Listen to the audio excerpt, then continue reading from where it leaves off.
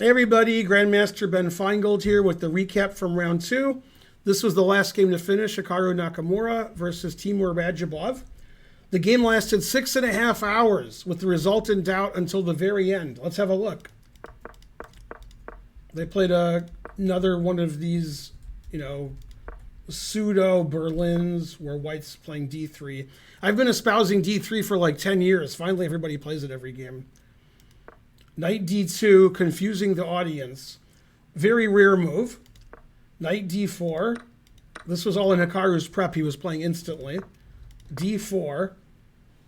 And one of the engine lines was the line that was actually played.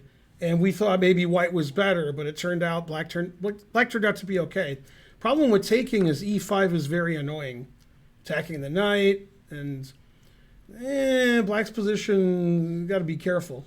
So he played C6. He wants to play D6, but it's illegal because the pawn is pinned. So we play C6. If the bishop moves, then we play D6. Everybody's happy. So White gives up the 2 bishops to ruin Black's pawn structure. Again, Hikaru was playing very quickly. He castled quickly. He played Queen H5 quickly. And now the engine wanted to play crazy. The engine wanted to sack pawns every move for Black. It said D5 was the best move, then B4 is the best move, then Bishop E6 is the best move, giving away the B7 pawn. And even though White is 3 pawns up here, the engine says it's equal. Okay, now if you didn't prepare that, you're not playing. You're not going to give 3 pawns away and have compensation. You have to analyze that beforehand. The engine does. Very suspicious engine. Okay, so he played more normally. Instead of D5, he played Queen C6, defending his B pawn. Rook E1, Rook E8, Knight F3, D5. Finally, D5. Now, the engine wanted to play Queen takes D5 and play the same way Naka did, but trade queens. Instead, he took this way, left the queens on. And Black's queen was more impressive than White's queen. The queen on C4 is pretty good. H3, getting luft. Bishop D7. And Black's down a pawn, but has excellent compensation. And eventually, Naka, who had a big time advantage from his opening prep, started playing really slowly with H3, Queen F3, Bishop E3, and gave all his time back. Just like yesterday, Radjabov had big time disadvantage against Firouzja, then got it all back. Okay, now in this position, the engine doesn't like the move Rook E5 very much. It wants to play Rook D1, giving up this A pawn. Takes this and keep this past D pawn. And after Knight D3, exclam, Rook takes D5. This is something nobody could see. E4. And now if Rook D6, Knight C5. White's giving up a pawn, White's down a pawn, but Black has some back rank problems.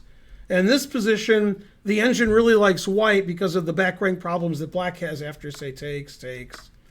Bishop is hanging, Queen D8 check, etc. The engine actually says White's winning here. Now, of course, nobody's going to see any of that. So instead of Rook D1, he just played D6, trying to hang on to his pawn. Queen D5, Rook D1. Black got his pawn back. Rook D5, never play F6. And they got to this position, which should be a draw, but White is technically better because the knight's going to be really good on D4. White's king can move up. White's majority looks like it has a better chance.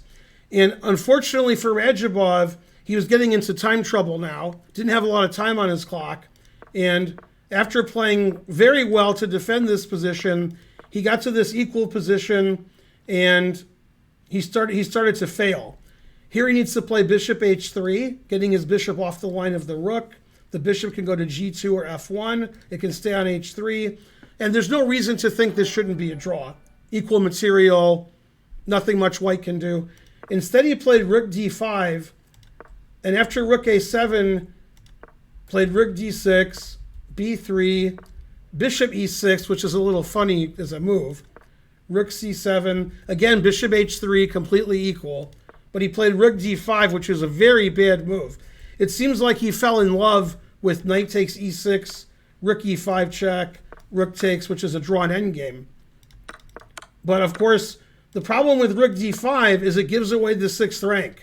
So a very bad mistake in time trouble. After rook c6, white just wins a pawn. Frankly, terrible. And he was in time trouble. I don't know if he missed rook c6, misevaluated it, didn't evaluate bishop h3 properly. Not sure. The bishop's really safe on h3. It's not clear what white should do. Giving away the c6 square, very terrible. Okay, so he checked. He lost his a-pawn. And Hikaru was a pawn up for the next, the game's not even half over. And with his extra pawn, he was grinding away. Nothing happened. And it looked like black had a good defensive setup here. White doesn't have any passed pawns. Black is sitting and defending. And here he played the move a3, which the engine really hated. It wants black to play rook e6, rook here, and try to attack this pawn. That's what he did. Get his rook behind here. Knight d4, rook e4, and eventually they traded. The engine thinks maybe this should be a draw, maybe. And in this position, after very tough defense, in a position that looks like it might be drawn, bishop f7 was a blunder. In this position, also the engine wants to play rook to b2, not rook to d2. Oh no, rook to d2 is correct. I apologize. In this position, bishop f7 is a blunder. He needs to play rook c3, which is hard to understand, but I understand it. The point is, the knight can't move off of d4 because you'll lose your b pawn. And you can't play b4 because you lose your a pawn. If you play a4, I can sacrifice my bishop, take on c4, get behind the a pawn. The engine thinks that's probably a draw. So the way to try to win is to untangle our pieces. We can't move our rook away from our knight. We just get our knight attacked. So we move away from our knight. Then the king goes to f7. The king goes to e7. The rook has trouble staying on the knight. The knight can't move because the b pawn is hanging, and the engine just thinks this is a draw because it doesn't see a way for white to untangle. Unfortunately, for Radjabov, he played bishop f7. Now the rook just sits on d8. There's no king f7, king e7, and now white can start moving his queenside pawns. So that was a mistake on his part. Rook d1, a4, rook h1 check. And now he should play king f4, stopping black's king from moving forward. But he played king g2, which is a mistake. Now black has good drawing chances with the move rook to b1. He played rook to c1, which also looks reasonable. Unfortunately, there's no rook c2 check in any variation now. Now when I move my king up, I can't play rook b2 check. That's why the engine prefers rook to b1. And then if my king goes up to g4, I have rook b2, rook b1, h3, good drawing chances. Rook c1's a mistake, a5, king h5, and now the fantastic move, instead of playing a6, which allows rook a1, and it's hard to defend the pawn, he played the brilliant king h2, king f2, I'm sorry. King f3 is also good, and this prevents the king from being on the white square, so there's no tricks on the diagonal. Our knight can always go to f3, and it puts black in sort of a zugzwang position. Whatever he does hurts his position. You would think, how does king g4 hurt his position? He wants to move his king up. Well, then rook f8, and you can't defend the f-file. You're losing everything on the f-file. h3 hurts because now I play king g3, and it's hard to save your pawn, and it's hard to defend your pawn, and this is also winning for white. So he ended up playing king g4, rook f8, exclam, and now he can move his bishop. That's probably the best chance, which loses more material. He played h3, and there's this really nice finesse that Hikaru has. After takes here, instead of playing rook here and giving up the rook for the pawn and trying to queen these three, he plays the brilliant rook g7 check. And now his knight can get back into the game with an easily winning position. The king can't go to f5, it's illegal. If the king goes to one of the h-file squares, rook check wins the pawn. You have to play king f4, knight e2 check, knight g3, and now the win is pretty easy. You can't queen because I'll have 3 connected pass pawns on the queen side once I take. So he tries to get rid of the pawns on the queen side. Rook and knight versus rook is a draw. So if he can get rid of all the queen side pawns, then it would be a draw. And Hikaru, instead of taking this pawn, which leaves this pawn in the lurch, played a6. He wants to defend his pawn.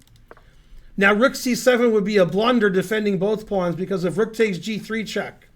And now the game is actually a draw. So instead he played knife f5 check. Always play knife f5.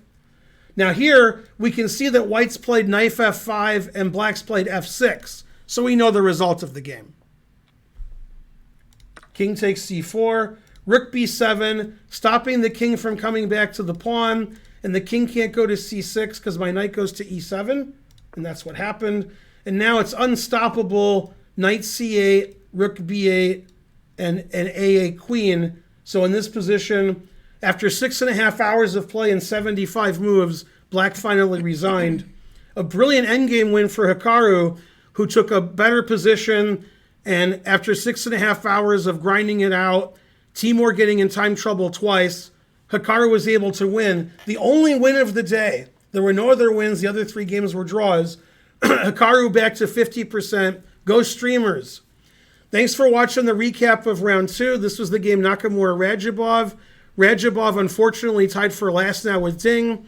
Fabi and Nepomniachtchi are tied for first, and the other 4 players have 50%. The game starts tomorrow 9 a.m., round 3, just like today. I'll see you guys tomorrow. Thanks for watching our recaps on YouTube. And please watch us live on Twitch. We do the whole round live, twitch.tv/GM Benjamin Feingold. And I'll see you guys later. Bye, everyone. Bye. See you guys.